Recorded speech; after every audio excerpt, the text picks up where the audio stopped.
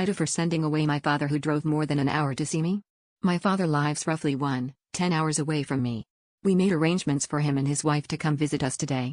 He said they would be at our place a little after noon. They have to drive their son to work first, who starts at noon and doesn't have a driver's license yet, and then they would drive to our place.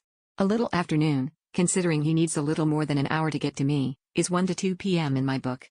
This is the time that we planned out entire day around. He then had the idea to go to a big grocery store that's close to us and really cheap, but which they usually wouldn't go to because apart from being close to me, they would never drive there otherwise. I told him to call me when they're close, and if our baby is asleep at that point, go ahead and do the shopping first, but if he's awake, to please come visit us first and then do the shopping. He doesn't call, he decides without consulting me to do the shopping first.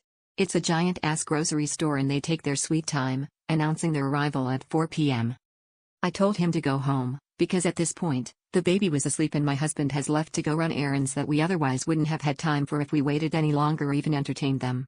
Theoretically, they could have dropped by, but they would have only seen me instead of all of us, and it would have been a very short visit because they arrived so late.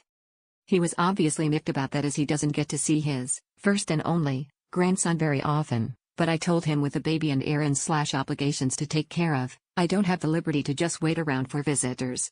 If you say you'll be here around noon but effectively show up at 4, don't be mad if I turn you away. AITA.